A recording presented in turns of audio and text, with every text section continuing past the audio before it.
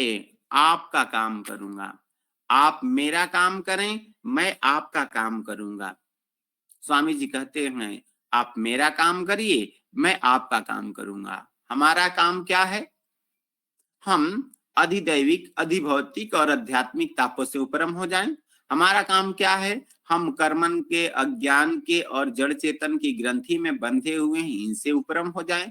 कैसे भी करके सेवा, सत्संग, साधना को करके। कहा गया है ना कि बहुबंधन में बांधिया एक बेचारा जीव, की बल छूटे आपनो की हो छुड़ावे पीव। तो बहुबंधन से बंधे हैं। क्या क्या बंधन है, क्या क्या ग्रंथियां हैं? कर्मन की, अज्ञान की, जड़ चेतन की ग्रंथि, बंधन में सब जीव हैं।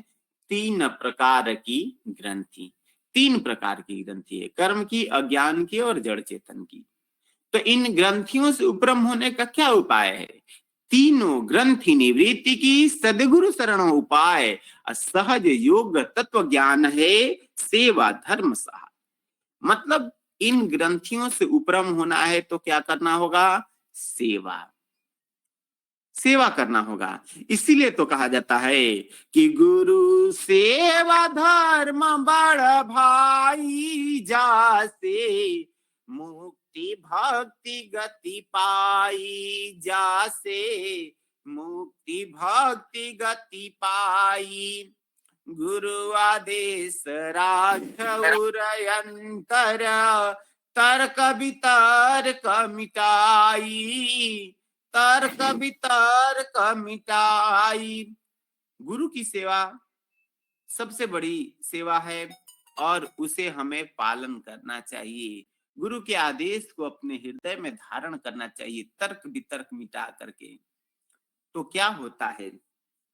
सारे धर्म कर्म का जो फल, सो गुरु सेवा पाई। गुरु दयाल निज स्वाति देवै, काक से हंस बनाई, जासे मुक्ति भक्ति गति पाई।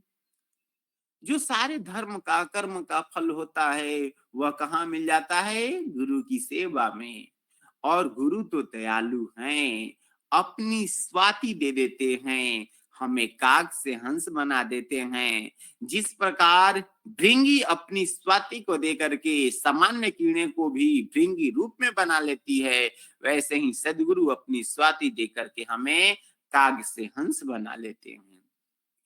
नहीं तो जीव तो भूला हुआ है जन्मों जन्म से, बहुत जन्म का भूलल हंसा, बुड़त था न पाई। गुरु कृपाल पल नयन उठावे, पल में पार लगाई, जासे मुक्ति भक्ति गति पाई। गुरु सेवा धर्म बड़ भाई, जासे मुक्ति भक्ति गति पाई। क्या मतलब हुआ? बहुत जन्म का भूलल हंसा, बुड़त था न पाई। क्या करते हैं गुरु? गुरु कृपाल पल नयन उठावी और पल में पार लगाई, पार लगा देते हैं। बंधुओं, अनेकों उदाहरण है। संत दूधनाथ सिंह जी, संत कपिल मुनि जी, संत नित्यानंद जी, संत अंबिका सिंह जी, संत योगानंद जी, बहुत सारे ऐसे विहंगम योग के संत हुए। चाहे वो गृहस्थ संत रहे अथवा विरक्त संत रहे, वो कैसे पार हुए? गुरु की सेवा करके पार हुए। संत कौन है? अनुयायी जो संत के सभी संत कर जान। जो सदगुरु के अनुयायी हैं, चाहे वो गृहस्थ संत हो अथवा विरक्त संत हो, वो पार हुए। संत योगानंद जी विरक्त संत थे, संत अंबिका सिंह जी गृहस्थ संत थे, लेकिन दोनों लोग तो पार हुए ना। सोचिए कैसे? सेवा के बल पर पार हुए, सेवा के बल पर पार हुए। सेवा से संबंधित बहुत सारे संस्मरण हैं। क्या संस्मरण है, अब तो समय नहीं है, लेकिन मैं इतना ही कहना चाहूंगा कि आपने कभी भी सेवा किया हो और उससे कमी हो, ऐसी घटना देखने को नहीं मिलती है। सेवा करने से हमारी क्षमता बढ़ती है, सेवा करने से हमें लाभ मिलता है। तो हमें बस लग जाना चाहिए, बढ़ जाना चाहिए। छत्तीसगढ़ में खास तौर पर भावी सदगुरु उत्तराधिकारी का पावन पदार्पण हो रहा है। मैं सभी लोगों से आग्रह करना चाहूंगा, आप जी जान से अपनी शक्ति को लगा दें। कौन आ रहे हैं? वही आ रहे हैं जिनकी वाणी अक्षर मंडल से होती है। जिनकी वाणी कहां से होती है? अक्षर मंडल से। जिनके मेडिटेशन सत्र में, दिव्य वाणी में, स्वरवेद कथामृत में लोग जो बैठते हैं उनके अंदर कंपन होने लगता है, सुषमन प्रवाह होने लगता है, उनकी चेतना ऊर्ध्व होने लगती है। ऐसे भावी सदगुरु आ रहे हैं। हमारा जो भी संकल्प है, प्रयास करें कि उनके चरणों में अर्पित कर दें, ताकि अवसर बार बार नहीं आता है। हमारे छत्तीसगढ़ में ऐसे भावी सदगुरु आ रहे हैं, उनके चरणों में हम अपनी सेवा को समर्पित कर दें, ताकि हमारा महामंदिर जल्दी से जल्दी बन सके। क्योंकि हम लोग का क्या है?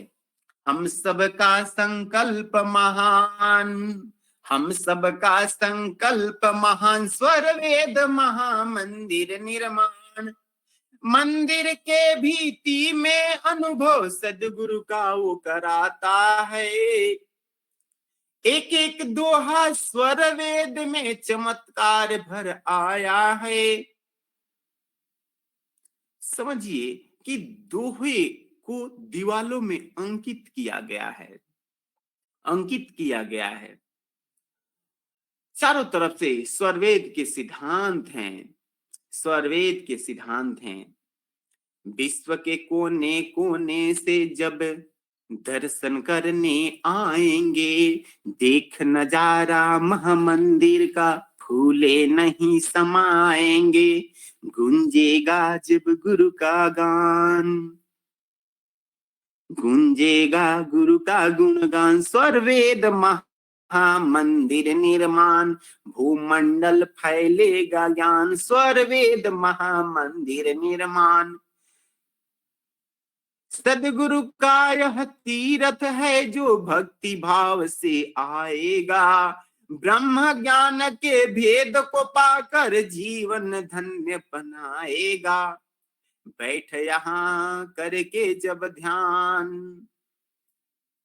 बैठे यहाँ जब करके ध्यान। स्वर वेद महामंदिर निर्माण, अनुभव से होगा सद्ज्ञान। स्वर वेद महामंदिर निर्माण।